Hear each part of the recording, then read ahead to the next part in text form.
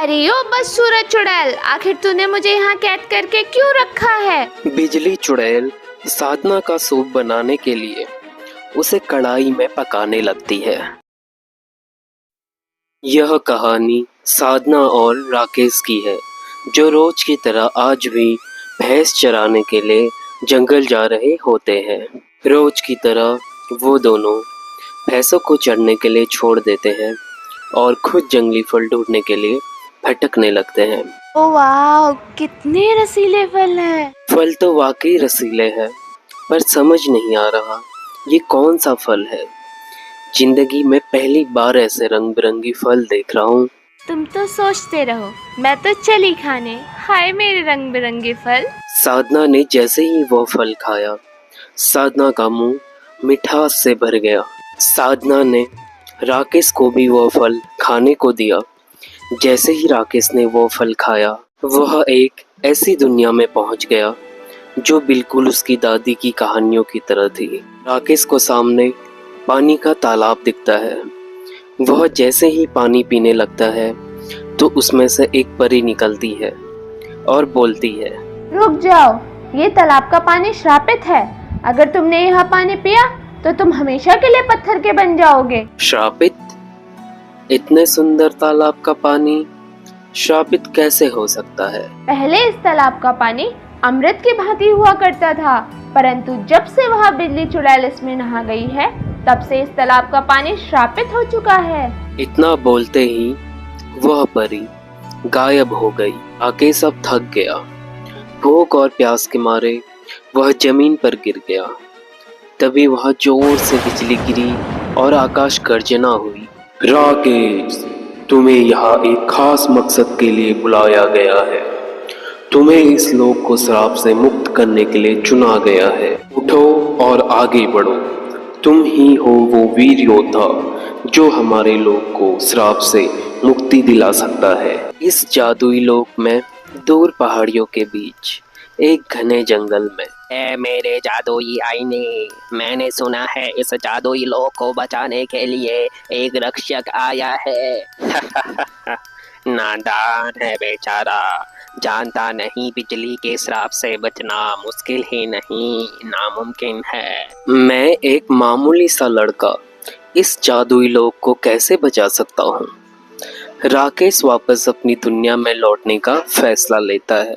वहाँ दूसरी तरफ बिजली ने साधना को कैद करके रखा होता है। अरे यो बस सूरज चुड़ैल, आखिर तूने मुझे यहाँ कैद करके क्यों रखा है? मैं खूबसूरत लड़कियों का सूप बनाकर पीती हूँ ताकि मैं हमेशा जवान दिखूं। बिजली चुड़ैल साधना का सूप बनाने के लिए आग जलाकर कढ़ाई को गर्म करने लगती है।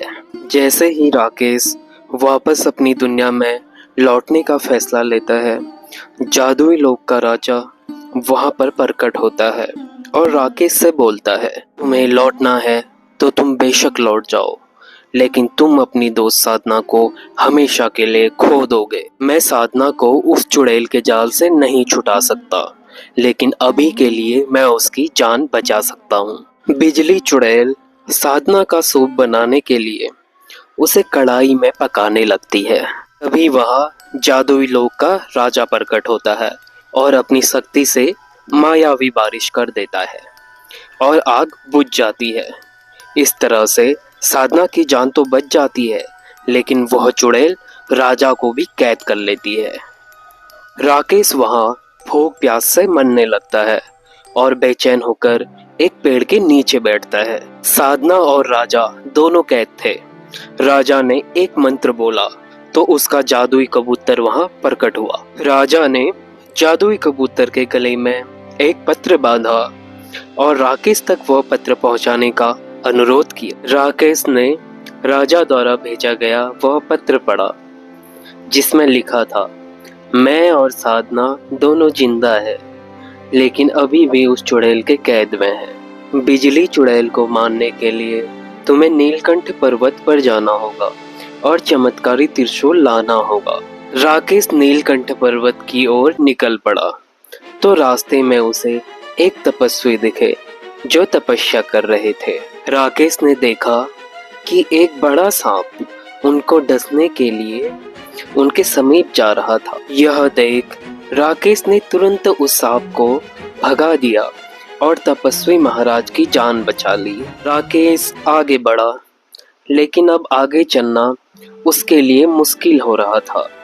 वह भूखा प्यासा था, इसलिए बहुत थक गया था। तभी वहां तपस्वी प्रकट हुए और बोले, तुमने उस जहरीले सांप से मेरी जान बचाई, इसलिए अब मैं तुम्हारी मदद करना चाहता हूँ। तपस्वी राकेश को एक जादुई घोड़ा देते हैं और राकेश अब घोड़े पर बैठकर आगे का सफर तय करने लगा। आखिरकार राकेश ने पूरा सफर तय कर लिया और नीलकंठ पर्वत की चोटी पर पहुंच गया, जहां पर उसे वह चमत्कारी त्रिशूल मिला। राकेश ने जैसे ही वह त्रिशूल हाथ में लिया, उसे महाशक्ति का आभास हुआ और उसका घोड़ा हवा में उड़ने लगा। राकेश घोड़े पर सवार होकर हाथ में चमत्कारी त्रिशूल पकड़कर तूफानों से बातें करते हुए बिजली चुड़ैल के जंगल में पहुंच गया और त्रिशूल से उसे मार डाला। जैसे ही बिजली के सीने में वह त्रिशूल गया, वैसे ही जादुई अमृत का निर्माण हुआ। अमृत लेकर राकेश उस स्थान पर गया जहां महाराज और साधना कैद थे। अमृत के प्रभाव से महाराज और साधना दोनों चुड़ैल की कैद से आजाद हो गए। महाराज के आदेश से पूरे जादुई लोक पर अमृत का छिड़काव किया गया और जादुई लोक शराब से मुक्त हो गया। नीलकंठ पर्वत पर एक ऐसा इंसान जा सकता था जो नेक और ईमानदार हो। यही कारण था कि हमने राकेश को चुना। परी राकेश और साधना को जादुई फल देती है, जिसे खाकर दोनों अपनी दुनिया में वापस आ जाते हैं। आज मुझे पता चला, जादुई शक्तियों से भी बड़ी शक्ति सच्चाई व ईमानदारी है। अगर आपको यह कहानी पसंद आई तो प्लीज़ लाइक, कमेंट और शेयर करें, और अगर आप इस चैनल पर नए हैं तो प्लीज़ हमारे चैनल को सब्सक्राइब करें।